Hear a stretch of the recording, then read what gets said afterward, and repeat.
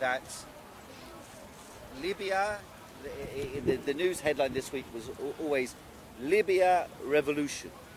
They kept saying this. And Al Jazeera, which had been very good in reviewing the events certainly in Tunisia and Egypt, this week when I looked at Al Jazeera, it said revolution, revolution, revolution. And then they interviewed lots of very good English-speaking people. Although Al Jazeera has got Arabic speakers who are journalists, but it was important in Libya for some reason to interview all English-speaking people. And generally it was English people or American people who were interviewing the English-speaking people, and they were all doctors or dentists or lawyers, and then they all turning around and saying, yes, Gaddafi must go. And the interesting thing was that on the day in which the revolution and the rebels arrived in Tripoli, there was a demonstration on Green Square, the main square in Tripoli. And on that demonstration, there were a number of people chanting, jumping up and down and chanting like this with guns in their hands. And the camera focused in on these people very closely, because actually Green Square was empty. There were only about 50 to 100 people on Green Square. But nevertheless, the BBC, Sky News, ITN and Al Jazeera in this case, owned by the Qatari sheikh who owns the television station, they all broadcast that this was scenes of jubilation in Tripoli. Now, of course, we're seeing that it's not quite such a jubilation taking place after all. The mass of the population of Tripoli remained in their homes throughout this revolution. Now, what kind of revolution is it to remain at home? Okay, John Lennon wanted to make a revolution by remaining in bed, right? 1972 or whatever it was, hippie time. But BBC, Al Jazeera, Sky News, they claim a revolution happens in Tripoli when everyone remains at home. Funny kind of revolution. So what is the character of this revolution?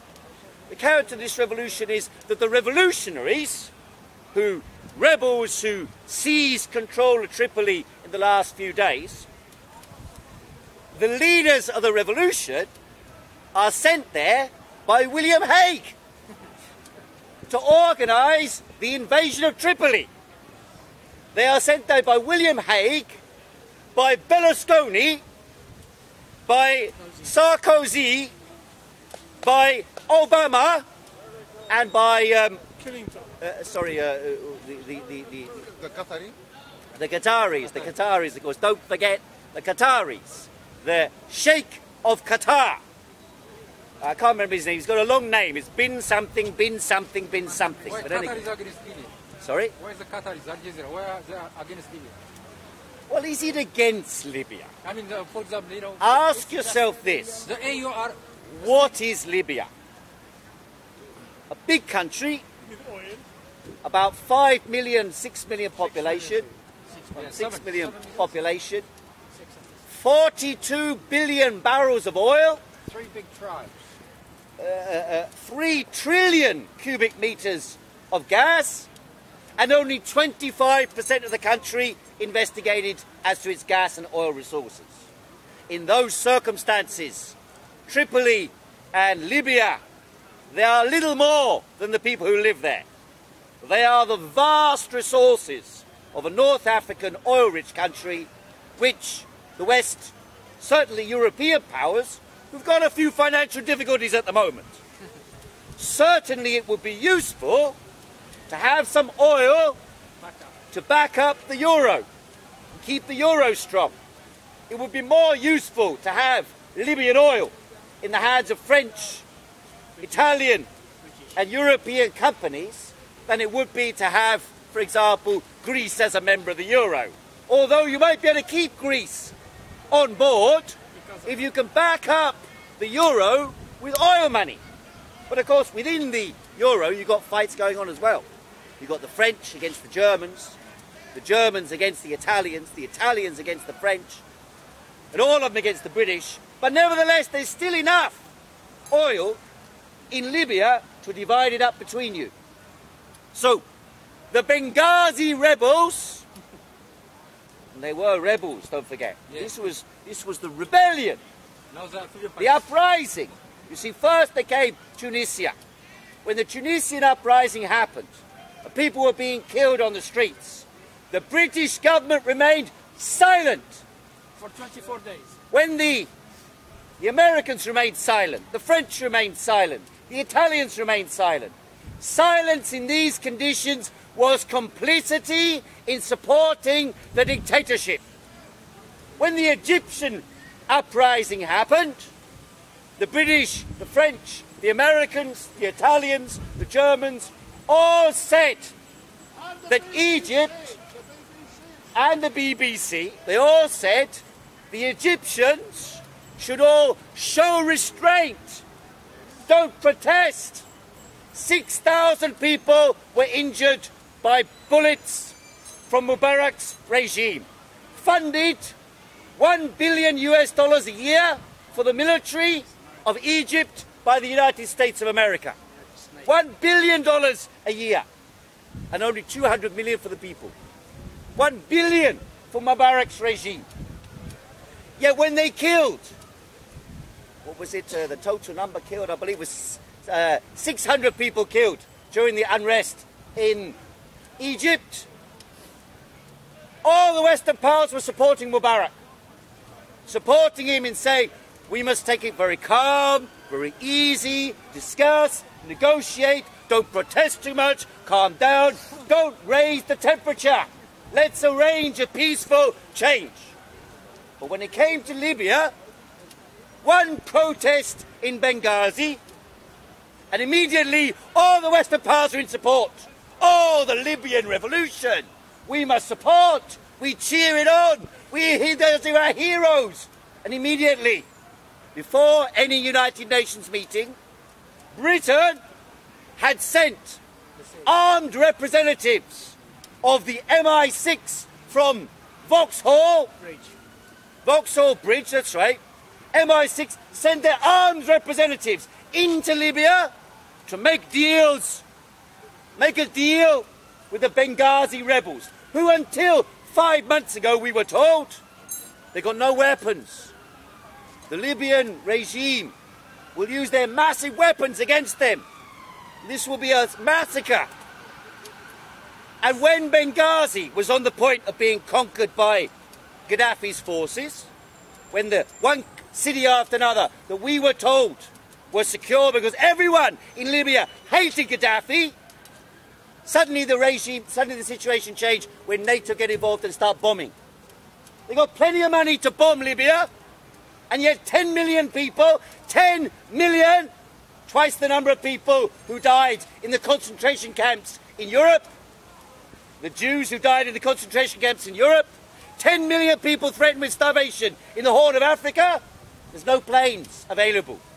Yet NATO's got bombs galore to drop on Libya. Now they claim John Simpson has landed. That means there really must be a revolution. He's arrived to find stinking corpses. And of course, every stinking corpse was personally killed by Gaddafi. And now, of course, anything goes wrong, it's all caused by Gaddafi. And yet, we must ask ourselves, what is the purpose? What is the distinction? What is revolution? Because they're telling us it's a revolution.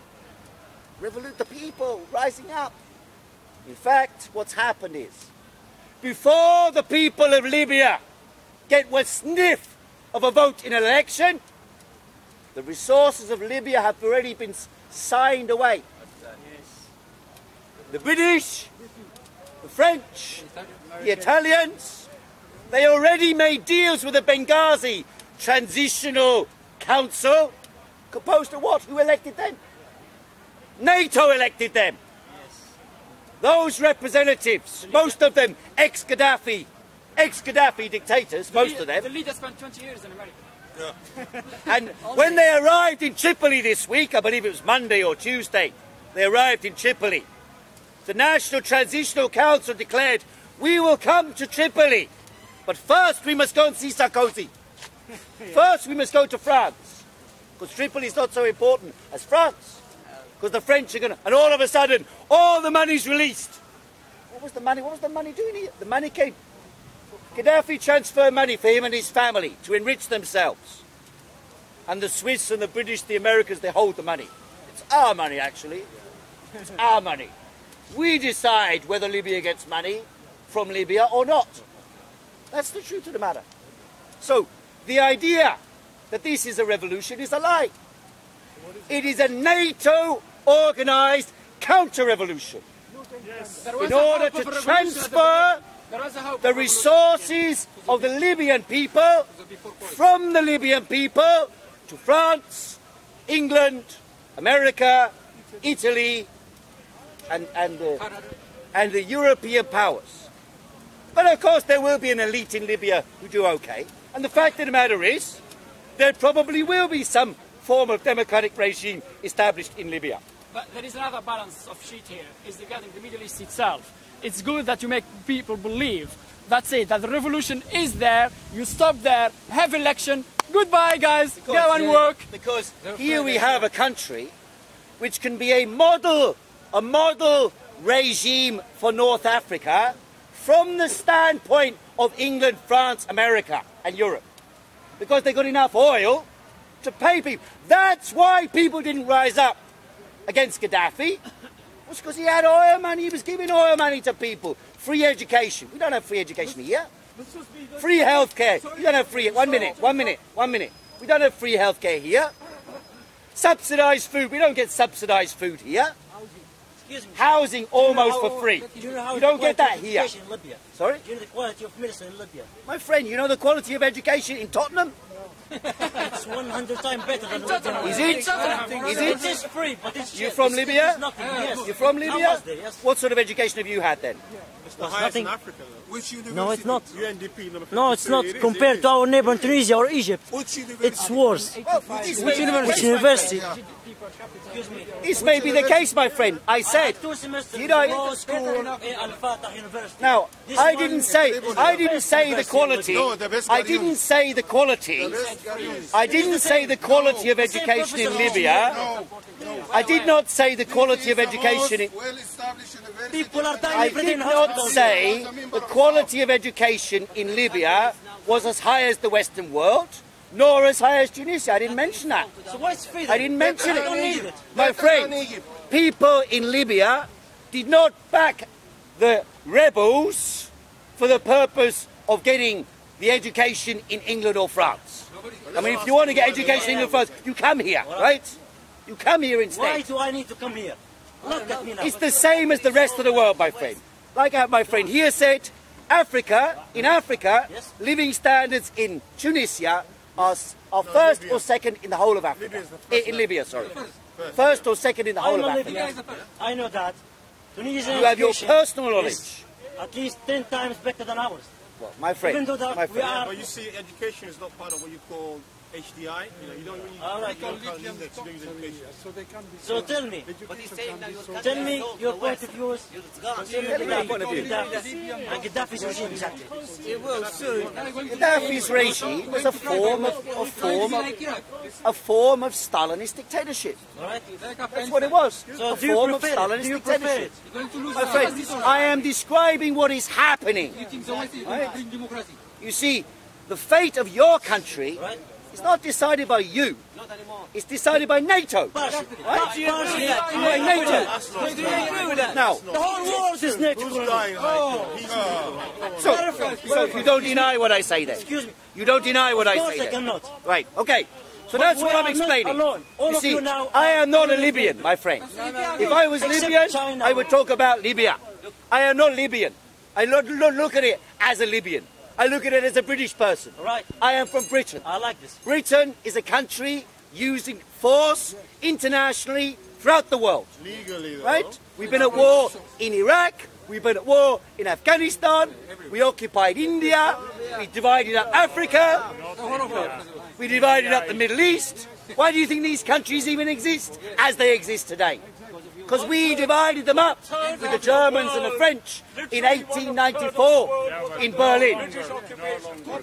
So, and what we are doing today, I am describing merely the fate, unfortunately, I wish the Libyan people did have a free choice as to what their future would be.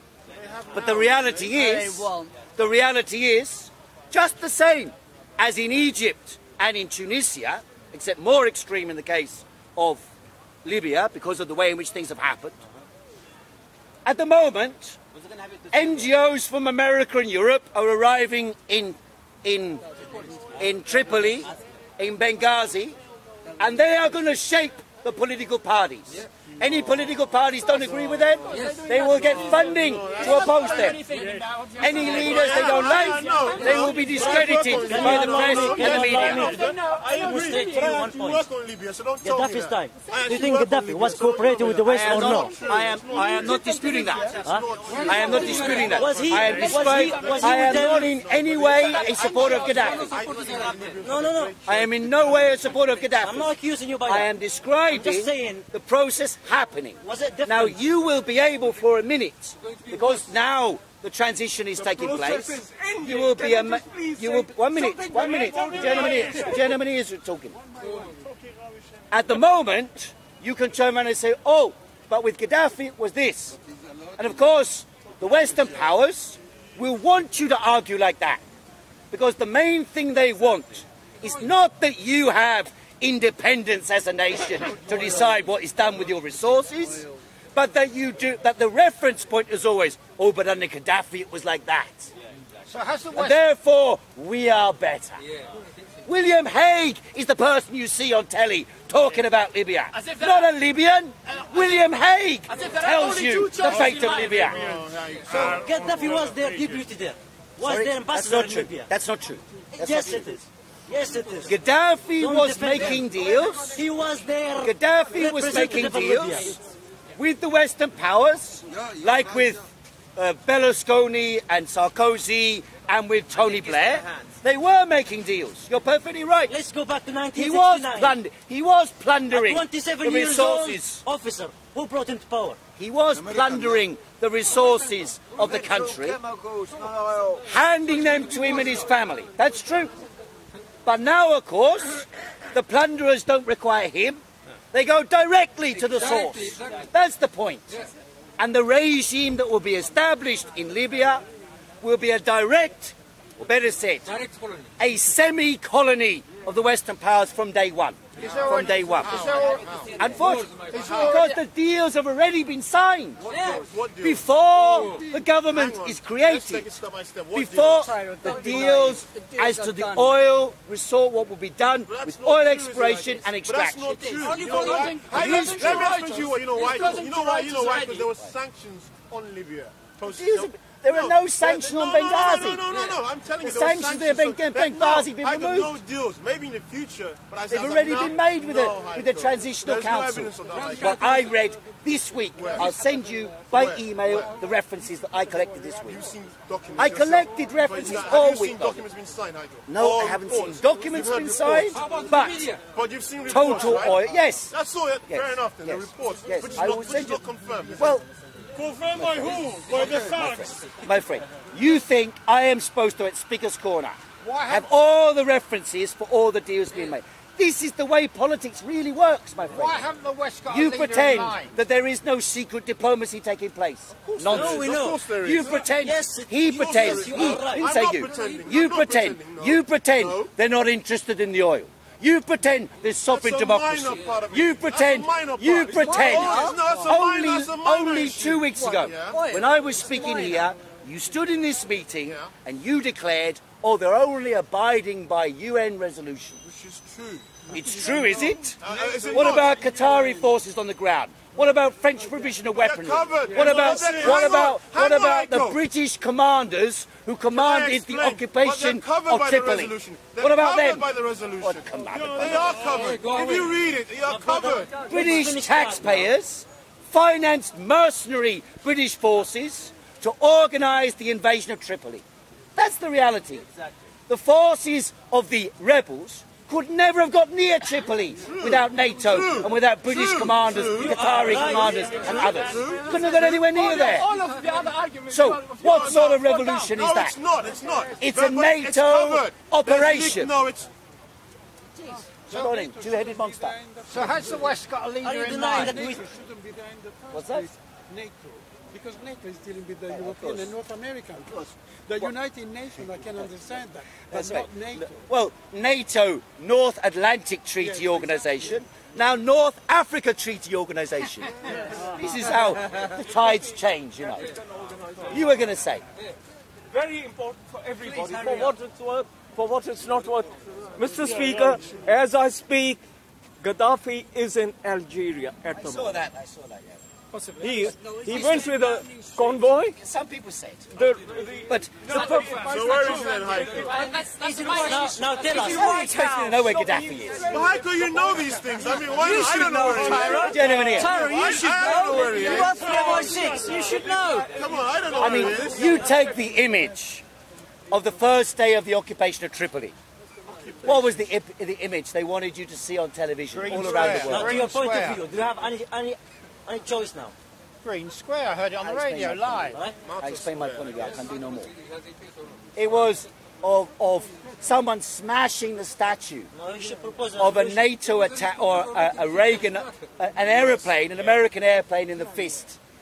And this was the idea that NATO airplanes are liberators. But they This are, was in what- fact. they want the Arabic people and the North Africans and the Middle Easterners to see, oh, in Libya people say NATO weapons, NATO aircraft, the Western world, liberate the people, support their revolutions. They want a generation to be confused and stupefied about what the truth is. At the same time, as the uprising took place in Benghazi, people were protesting in Bahrain for their freedom and democracy. I don't give a shit, my friend. The Saudi Arabian army, At least be honest. What is happening in Libya is a good thing. the Saudi Arabian army invaded Bahrain. And NATO, It was a good thing. Because Saudi Obama, Arabia do the same thing. what did they say? Zero protest. Please show restraint when you're killing the Bahrainis. That's what they said. Please show restraint. Don't kill too many because it won't look good on telly. But luckily, our television station won't be there anyway. So we won't see it. Just like many other parts of it. It's the selective focus that gives you the news story that you're supposed to consume. there's a word called expediency. Now- The British are very expedient. Expediencies. That's right. You do things to help yourself. You see, take one Expediency. example. The worst thing that happened to Britain since the Blitz was the riots a couple of weeks ago, wasn't it? Was the worst thing that's ever happened to this country. And yet, what happened in the riots? Kids smashed windows, went into shops, stole some shoes. One person was sent to prison for stealing a bottle of water. T-shirt, Another was sent to prison for stealing a packet of chewing gum. a T-shirt, and The an prisons ice are now full. Donut. And these criminals Yes, must pay. yes. They must learn. No one can tolerate. Hey, you haven't listened to the arguments. Is a hoodie. They, 1 minute. hang on. Too many questions. They should have besieged The looters. Parliament. Hang on. The looters of London. But the politicians, they should have- Shut up. Shut up. Shut up. The looters of London. I'll let you in a minute. Any minute, I'll allow you to have a venting session. Surrounded the Come up the ladder. The looters of London smashed up Tottenham, set it on fire, and robbed some shoes, chewing gum, and plasma TV. And T-shirts. But it's okay, Heiko. All from China. But as you say, It's all right. the Crime gentleman is here okay. says crime is okay. He says, No, I don't say. he says it's all right. Is it? I'm saying this is what happened. True. And it was considered in Britain to be the worst thing since the Blitz. And yet, compare that with Tripoli. NATO drops bomb after bomb after bomb On Gaddafi to too. organise a gang of looters to invade Tripoli, seize control of the city, cause death and havoc, And remove Gaddafi. and then not steal their trainers, but steal their oil and gas, their means of existence. Is that not looting on a gigantic scale? But a scale so large, that they don't need even to go in and grab the oil. They just sign a deal. Sign a piece of paper. Hereby, the oil belongs to us. Otherwise, more bombs come your way. That they call clever policy. Because in reality, looting is only bad when it's carried out by the underclass. Looting is good if it's carried out by the upper class. How else can you explain Rupert Murdoch? Why is he not in prison if someone who steals chewing gum goes to jail? David Cameron, he stole £20,000. £20,000 in parliamentary expenses from the taxpayer, which he paid back, just like the kid who went back with a plasma TV with a bad conscience and went to jail. David Cameron came back to the public with a £20,000 cheque, said, "Oh, terribly sorry, slight mistake, it was only 20,000, my lord," and yet he gets away with it, and the rest of the cabinet, one after another, fiddle their expenses. And the bankers, billions. Untouchable. They took 12.5 million US dollars, plundered from the people of Europe. Legally? Now they are cutting our welfare, education, healthcare, pensions, workers' rights, all from the population. Is that not looting on a grand scale by bankers backed by governments? And then they turn around and say, we must support the rebels in Libya. The truth of the matter is, it exposes, I'm not condemning you for hating Gaddafi, it exposes the hypocrisy of the social system we live under, which, by the way, there are similarities between the way in which regimes work all over the world, whether it be in Egypt, Tunisia, Libya, Britain. The difference is this. In Britain, we are much more experienced in plundering other countries. Much more experienced. You know, after all, Libya has only been an independent country 60 years. 60 years. They don't have experience. Not only they don't have experience, they had plunderers who stole from their country. So the truth of the matter is, sadly, the people of Libya are small pawns in a giant game being played by the imperial powers for control of the mind and resources of the African people. What do you think? Add just 2 quick points. One, don't forget one other valuable resource that Libya has to offer. They built a tremendous waterworks program that captured the fresh water in, I believe, the southeastern corner. And water might be as valuable a commodity as oil. I look at it a little bit differently. I think that Western foreign policy is often a matter of, history of it is often a matter of doing the right things for the wrong reason. Gaddafi deserved to be ousted, but what I think happened is they saw which way the wind was blowing. They knew that sooner or later the people would rise up and oust Gaddafi in their own way. So I didn't see it so much as a manufactured revolution as a co-opted one at an early enough stage that it could be bent to the purposes, as you say, of the imperial powers rather than the people of Libya. Rosa. It's an opportunistic crime. I mean, here we have, you know, the person who walks through Clapham, sees that the shop's already been smashed open and thinks, now's our chance. Let's go in, boy. Calls up their gang, and the whole gang flood the area and steal. And that basically is what has happened in Libya. I don't think the entire thing was orchestrated because people had perfectly legitimate grounds to rise up against Gaddafi. Exactly. That's true. However, those perfectly legitimate grounds were utilised by NATO to impose their stamp, to take control, seize, before the Libyans had even a whiff of control of their own fate. NATO took control of it.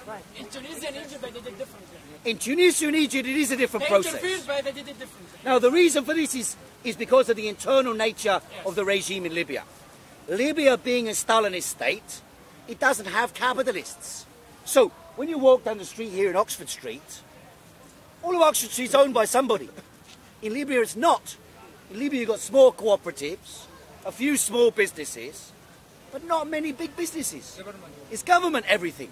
So therefore, of course people hate the corruption. It's not government. Gaddafi owns it.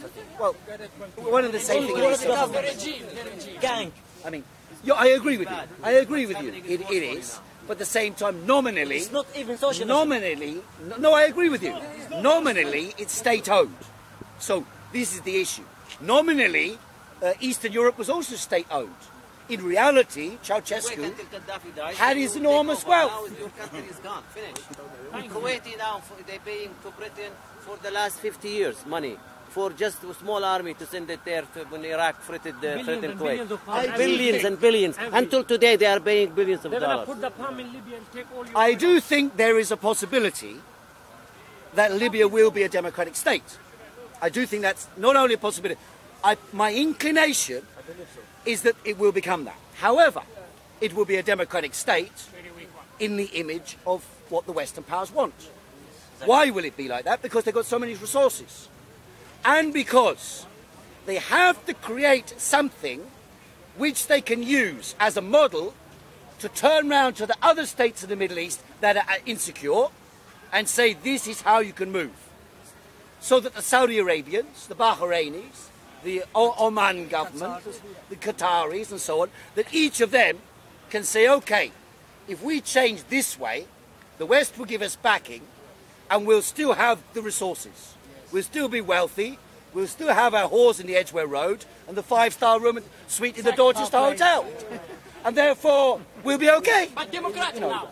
But of course, it will be democratic in the sense that you'll have some political parties. You can use the threat of Islam in order to hold the balance of power. You know, so well, we need some measures of repression because otherwise, you know, Osama-type people will come about, take power. So we need some repression. But ultimately, we can't continue to rule in the old way. This is a simple fact. It is a simple fact that the old way of ruling in the Middle East, one dictatorship after another, is no longer viable. Therefore, within 5 years, every one of those regimes must be changed. From the standpoint of view of the West. The last thing they want is Tahrir Square everywhere in the Middle East. And therefore, they seek to control the process. But, let us be clear, there is a third force. And that third force is what we saw on Tahrir Square. We can see it now in India. Even in India, so-called democratic India, biggest democracy in the world, the masses are mobilizing around a hunger strike. A hunger strike organized to protest against the fact that the whole of the country, which is supposed to be democratic, is a plundering thieves' kitchen, where a few people steal the whole wealth of India and hold the country back from development and keep even 300 or 180 million people as the lowest caste, cleaning shit and toilets all day.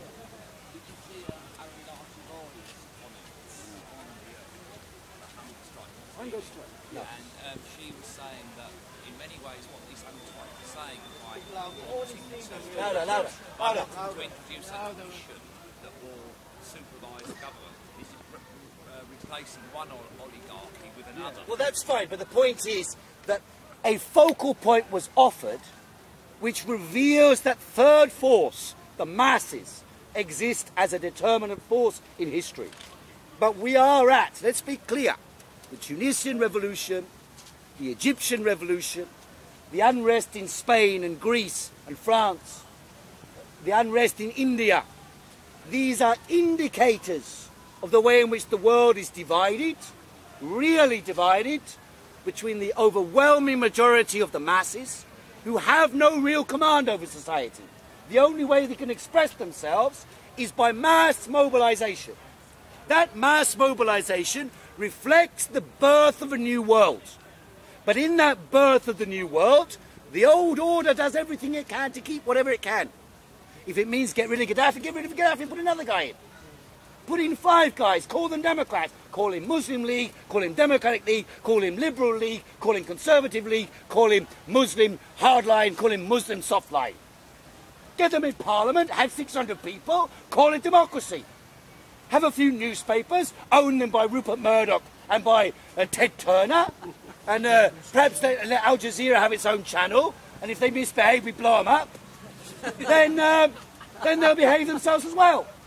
And in that way, you create the theatre of democracy that we have here. After all, here we are experienced. We've got we've got since 1928 we have democracy in England. 1928. But no one challenges the idea that the Houses of Parliament should be full of lawyers, sorry, not lawyers, barristers, trained in Oxford and Cambridge, who went to Eton and Harrow. No one questions the fact that nearly half of the MPs come from that background. And then you've got the House of Lords. Sorry? And Masons also. 1928, women got the right to vote. So then you can say we had a majority rule.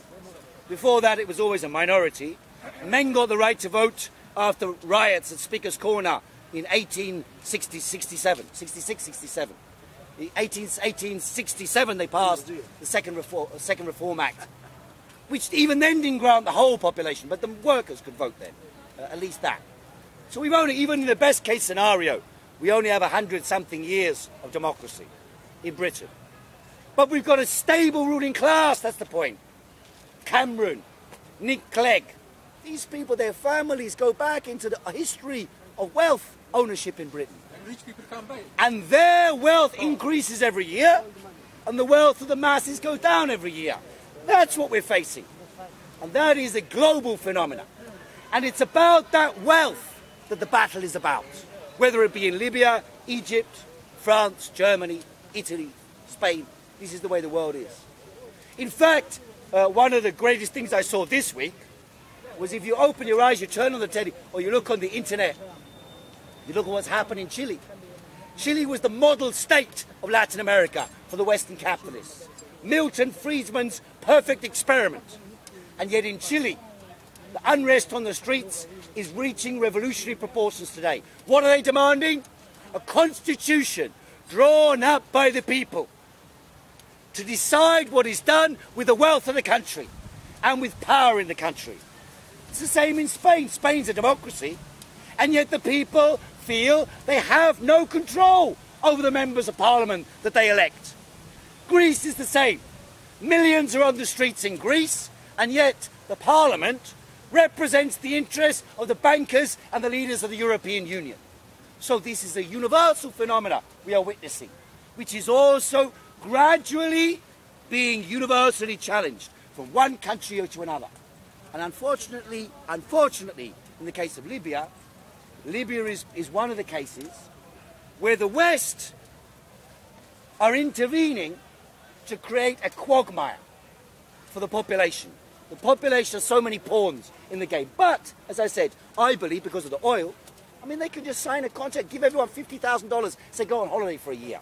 They don't care. There's only 6 million Libyans, less than the population of London. They got 42 billion barrels of oil that they know about, right? So they can get the mortgage, some money, give them some money, send them to England for a couple of months, couple of years, then come back. No problem. Financially they can do it. Whether they will, of course, is another question. Because, of course, the stinginess of these people is unbelievable. Unbelievable. It's an acquired habit for the ruling class to be so stingy, so mealy-mouthed, so unwilling to give anything to the broad masses that we don't know. Whether, if you're lucky, if you don't accept everything they say, maybe you'll get some. Look at Afghanistan. They put a stooge in power in Afghanistan, Karzai. Now Karzai has to attack the West. Even though he was a complete stooge, I mean, he spoke better English than I do. And I was born here, you know. Better English. He was born in America. But he's an American boy, you're going to say. We are told that Libya has got 150 billion assets, and only 1.5 billion has been released, or it's going to be released. Do you think 150 billion will be released or should be released? Well, we're borrowing it. You know, It's borrowed money. You know, I mean, it's quite simple, isn't it? You look at the other aspect at the moment. Big financial crisis in the West. Well, where's there a lot of money? In the Middle East. The more chaos in the Middle East, the more money come here. Where does it go? Take the case of Africa as a whole. I read a study by the Royal Africa Institute. Source for you. Royal Africa Institute. The British imperial old organisation. And they said, for every $1 that the West gives to Africa, because the story is always, we give the Africans so much and they mess everything up. They can't deal with anything. No, but they What a mess they make. plundered Africa and brutalized its Well, I people. was just saying. Plundering is better. 1 minute. You don't do that. Don't get excited. That's evil. Where did you get to? How did you get to be such an angry young man? You've got no manners. Probably. Calm down. You've got 2 hours For every $1 we give in aid, $10 leaves Africa to go to British banks. Yes. British banks, or better said, primarily to British tax havens. You know, like Bermuda. They put the money in Caribbean countries, which are British protectorates or British colonies, where all the money comes in the hands of the British.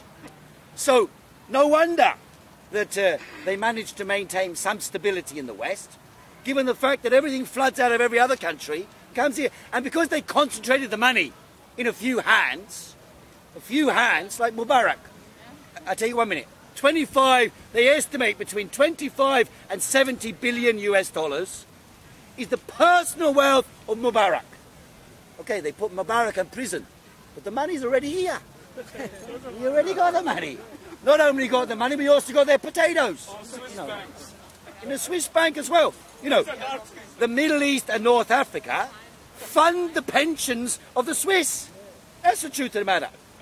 And the intention, of course, is that the Libyans will pay for the unemployment benefit in England when they drive up the unemployment rate. That's the plan. That's the game. There's no big secret about it. You know. The mysticism comes in when you turn on the telly and you hear their bullshitters. Dr. John Bullshit from the London School of Economics, who only a year ago was getting funded by Saif Gaddafi, and by Gaddafi, Saif al-Islam. Now he's getting funded by NATO. So he's, oh, well, actually, they're complicated here. And the political party, and yes, thank you very much. And he's so eminent. So eminent are they that who can challenge them, you know? And they'll be on telly, one programme, another programme, Mr. Eminent, who knows everything about Libya. And also how to fill his pockets at the expense of the Libyan people. And how to help others fill their pockets. He's got like, where's I'm a consultant with Total Oil. No, that's the way it's going. It's funny, I've got a student and every week he speaks about when can I come back and do business in Libya? Well, I wrote an article this week, a basic catechism from Baron von Rothschild, the first one, I think he financed the Napoleonic War. And he said, basic rule, if you want to make money, rich man's rule. Buy when there's blood on the street, even if it's your own. That's the rule, he said. Buy when there's blood on the street, even if it's your own. Of course, logical. When there's chaos, everything's cheap. Then you can buy everything for nothing. Then you can only go up. Things can only go up. And you're constantly going to make money.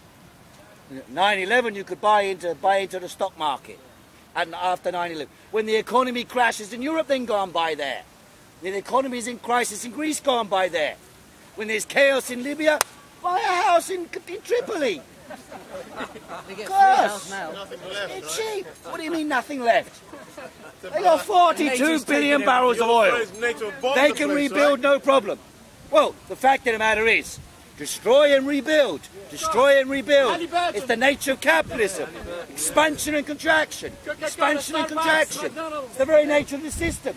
After all, the big boom in capitalism in modern times, 1945 to 1972. But of course it was preceded by the war. The war was preceded by the Great Depression. We are presently coming out of the Great Recession and preparing to go into the second Great Recession. And during this period, of course, the foundations are being laid for chaos. And that chaos is the foundation by which the capitalists will find cheap things to buy. At the moment, they're sitting on their cash, waiting for an opportunity. But once the opportunity emerges, because wages are driven down, prices of property are driven down, prices of capital are driven down, then they will reinvest and make a profit. And that's, of course, the strategic planning. Sorry, you've been waiting a while. I think wherever political or economical power gathers in small parties, there's corruption. So I think to fight is not the abuse of economical power, to fight is the economical power itself. Have I understood you right? Repeat it again, sorry. I'm sorry, but... Whenever economical power gathers in small parties, small groups of economical elites, there's corruption. And so I think to fight is not the abuse of economical power, to fight is the economical power itself. Well, I think that's correct. It's a systemic question. Here we have a systemic question. Who owns and controls the decisive levers of global economy? I mean, I read a report the other day. The idea was quite intelligent by the director of research of the World Bank, Justin Ifulin. He says, what they should do now, in the current economic crisis, the countries with lots of capital, nothing to do with it, they're on strike at the moment, the capitalists, what they should do is invest in development of the world. Africa, India, Latin America, don't even have infrastructure.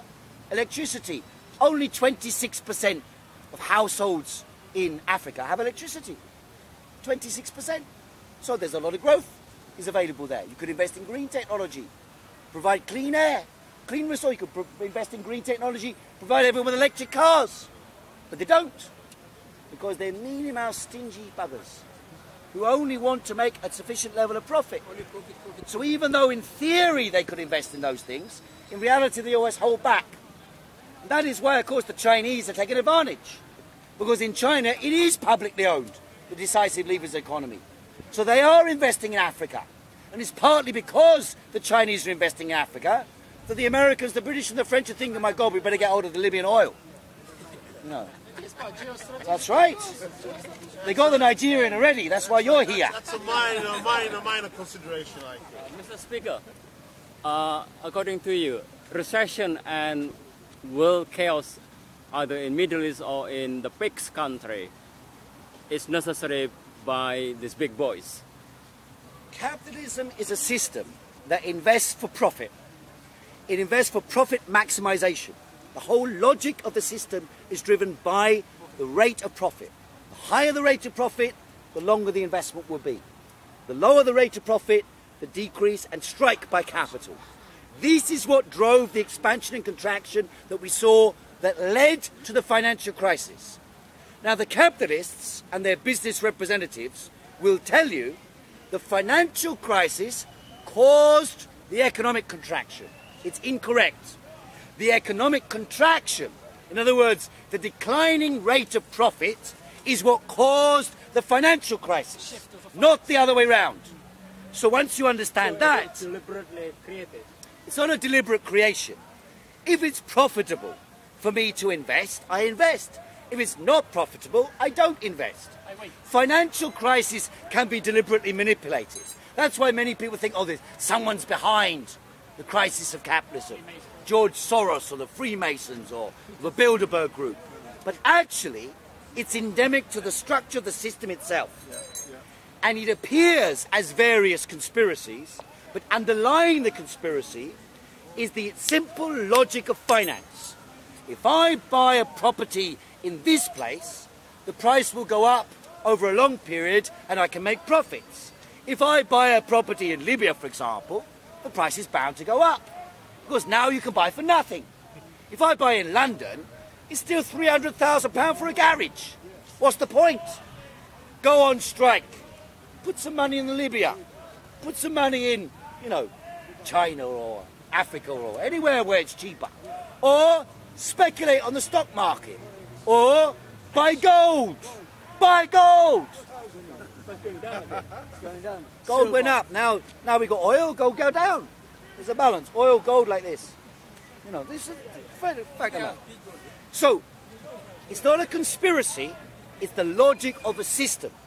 Now, if you break the back of that system by taking the banks and big industries into public ownership and placing them under direct democratic control of the population, then you can plan for peace, freedom and plenty in harmony with ecology.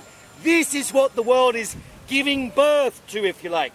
A mass movement of the people across the planet is giving birth to an idea that we should actually control what the resources of the planet are and what's done with them. When does the price of Lloyds TSB and RBS, Royal Bank Scotland... investment advice?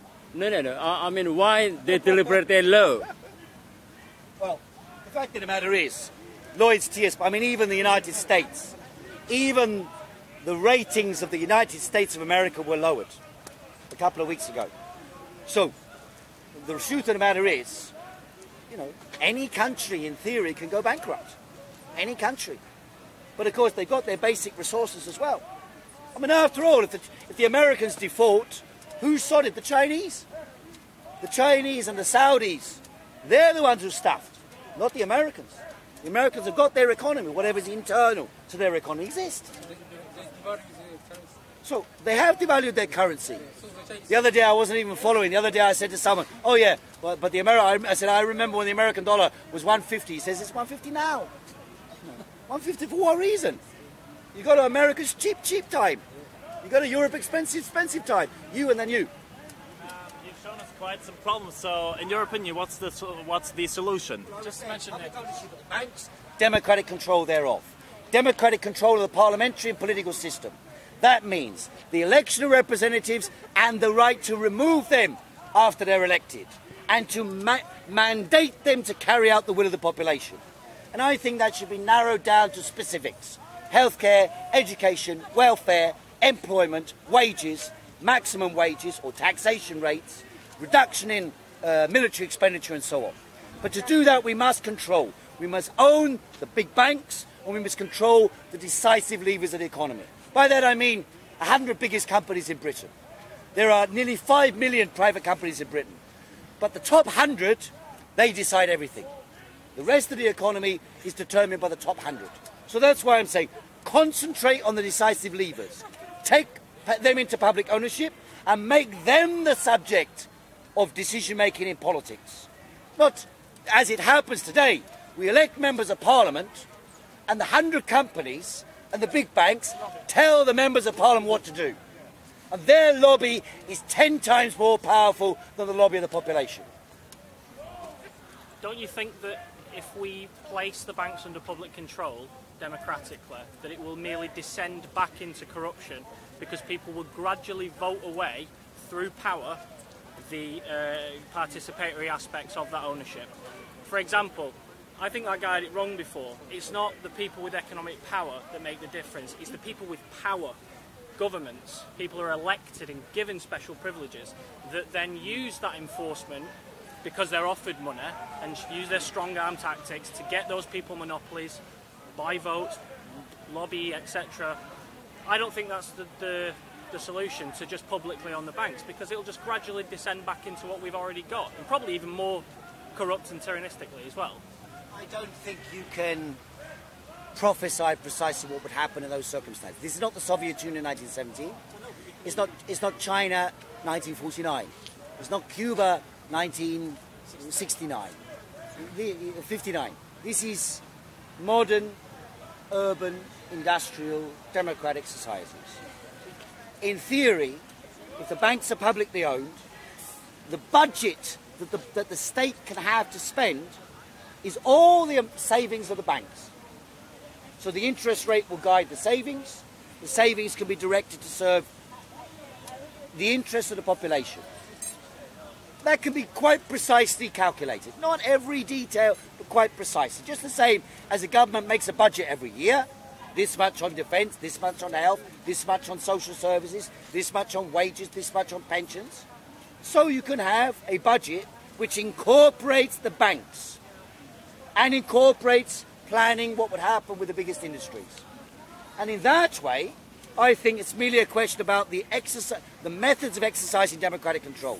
Now, I don't have a perfect solution for that, but I also don't think that there's a predetermined pathway towards dictatorship. We live in societies in which there have been increasing democratic structures for 100 years. I don't see why we should assume the process is on some pathway to radical reverse. I think the general process, not only in the West, but also in Egypt and Tunisia, and ultimately in Libya and elsewhere, is for the masses, the population, to seek to control power. That in China as well. In China as well. I think that's the general direction of popular participation and control. So rather than have numerous individuals with individual incentives competing to try and maintain control over something, you want to place all the economic power in the hands of a very few democratically elected individuals. I said the decisive levers of economic power. There are, let me just explain, there are 5 million private companies in Britain, of which I'm suggesting the top 100 should be taken into public ownership and placed under democratic control. In that way you can utilise the resources which are easily controllable. These aren't small-scale institutions. They are giant bureaucratic entities. They are controllable. At the moment, there is no democracy controlling them.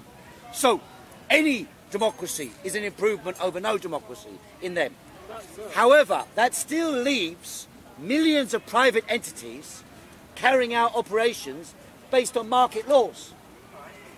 They are not the subject of democratic control. They will have to, if you like, react and respond to impulses determined by the democratic economic sphere. That's right. For example, I'll give you one example. You might make a policy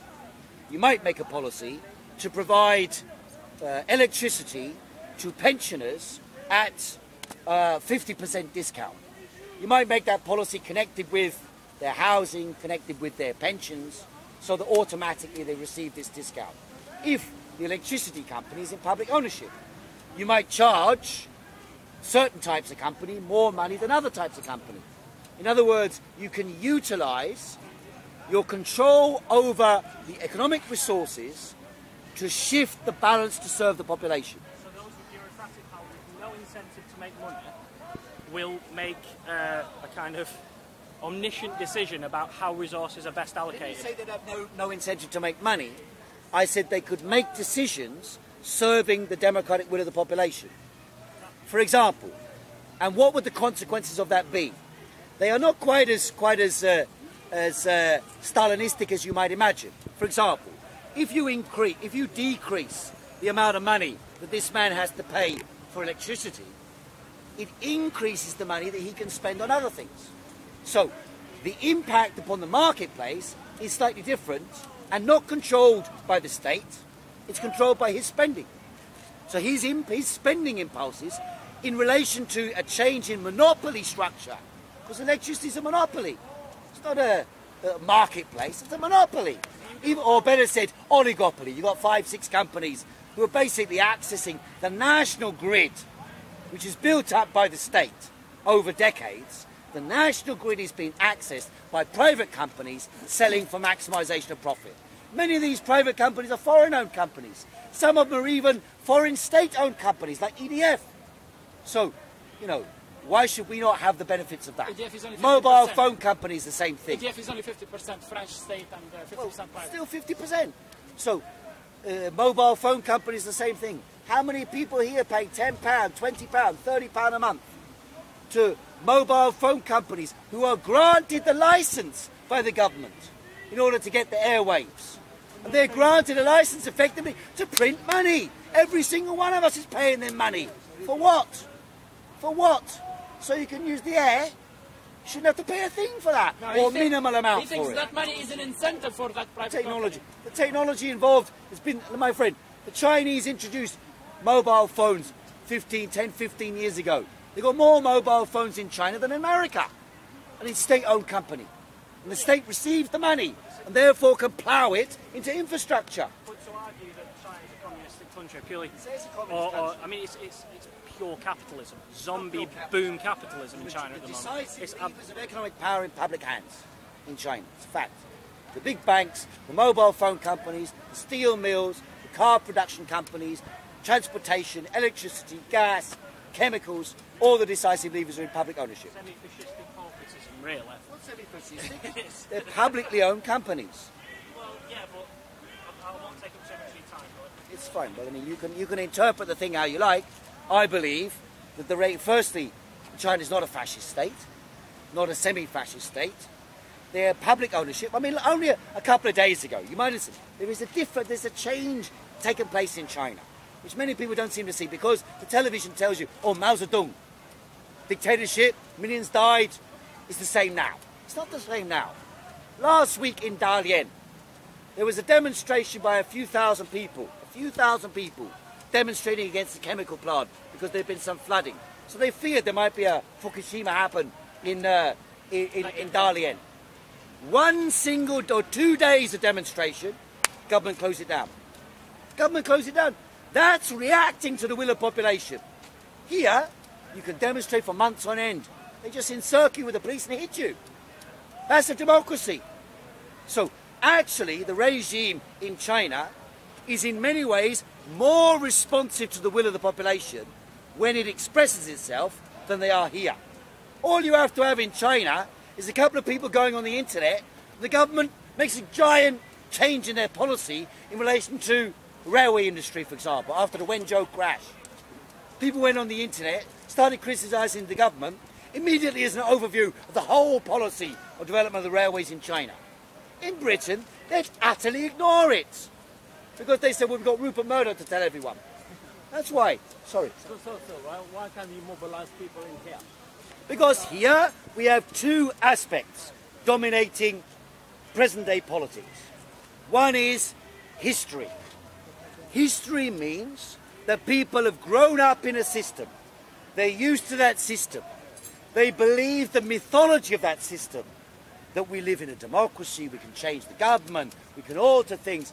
And until they themselves mobilize to defend their rights, they don't realize that when you try to get your rights, you get hit with a piece of wood. Right? That's when they realize, my God, where's my democracy gone? So do you think the rioters 3 weeks ago is an expression of anger?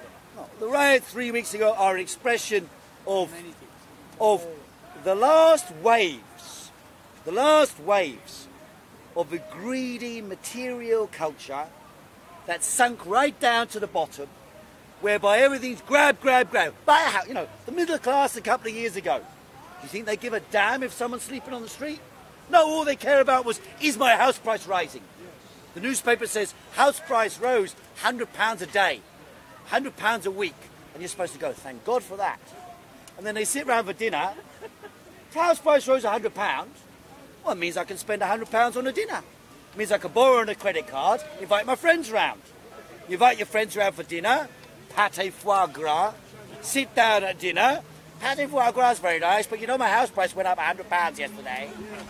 Mine went up 150. Julie's went up 200. Like that. The guy standing outside the door, come with a big issue, out of my way. Why do these people with the big issue always stand in front of my door? What about law and order? Look at that hoodie over there. Hoodie over there wants them. Why should he have a mobile phone?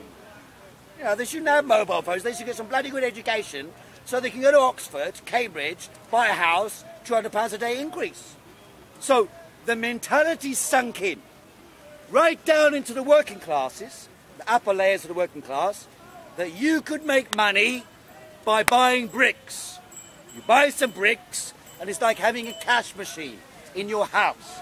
All you do is type in your secret code, money comes out every day. Buy some bricks, includes cash machine. And therefore, the psychology left over by the history of the boom years affected the mentality of the population. That's why when economic crisis came, people turned around and said, we better vote Conservative because they might protect us. They'll make the poor people pay some more money while I can make some more. And then house prices might rise again in 2 or 3 years' time. People still hope for that. Stupidity. The reason why there's such an outrage about the riots is because, my God, what if there's a riot here and the house price falls? That's why. There wasn't hardly any damage, actually. 1 building in Croydon. 2 buildings in Clapham. Sorry? Okay, how many buildings? 20? 20? How many buildings? Right, in other words, that building and that building next to each other. That's how much they're worth, right? £20 million, right? So it's not so much. Now, ask you this. After Speaker's Corner, I challenge anyone here, walk down the street here and you'll see at least £1 billion worth of empty property on Park Lane alone, right?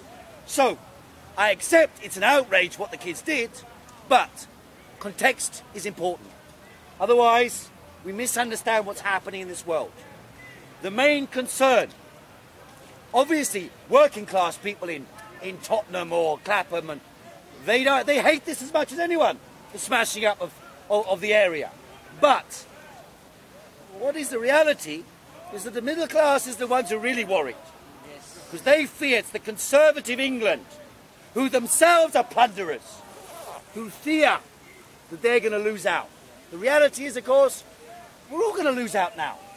Because the money's been transferred by the state to the banks and now is getting transferred from the taxpayer to the state to pay the banks. That's what's happening in Britain, France, Germany, Italy, America. And that, of course, the looting of the general public, you know, the truth of the matter is the riots aren't taking place in Tooting Broadway, but in Looting Broadway. And Looting Broadway is organised by the City of London. Not by a couple of kids, a couple of hoodies, who you might feel scared by when you walk down the street. The truth of the matter is, you know the one who's the real one you've got to watch out for? That guy. You remember seeing the picture? There was a guy there. He was injured, right? Like this man, this man from Tunisia. So they go, all right, mate, what's the matter, mate? What's the matter, mate? Sorry. Bag, right? Now, there was outrage expressed about this because it was caught on camera, right? But I ask you this. Isn't it the case that over the last 20 years, bank managers used to turn around to you and say, hello, Mr. Stevens, how are you? Come in, I've got a really good deal on a mortgage for you. Why, don't call me Mr. Stevens, let me call you John. Call me Mark, and listen, give me a ring any time you like on my mobile. He makes the bloody mortgage out for you. Mortgage value, £150,000. House value, £70,000. Mortgage total, £300,000. All go into the bank, who then chuck it on a global speculative orgy. Hedge funds and multiple times the total amount of value that he's got on your mortgage. He gambles around the world. Meanwhile, he plundered you. Not only plundered you, plundered your family, your brothers, your sisters, and people all around the world. All just in the same way as this. How you doing, chum? Yes, sir. And what do they do with it? You know, if they did something useful with it, it'd be all right. What they do with it is they hire one of those bloody limousines, stretch limousines, four lap dancers in the back wriggling their asses against them, 6 lines of cocaine, you know, and all the money's blown. So it's not as though they did something useful with the money after all. Yes. Comment and a prediction. I think the biggest flaw is you can't have indefinite growth in a finite world. So eventually the table has to be cleared, and cleared in a way that it's a very interesting question. It's agreed by David Harvey, actually. A quick prediction. I'll predict what's going to happen to that $150 billion in Libya. It will be used as a collateral for a loan where 7 times that will be lent to various corporations. Suddenly a need for a desal facility will be felt. And you know that waterworks I mentioned? Tremendous disrepair. Can't imagine what happened. Maybe some bombing damage. So you'll have a lot of corporations getting enriched, surprise, surprise, 4 years from now, Libya won't be able to pay the loan, but if they do this or that favor, maybe we can roll over the loan.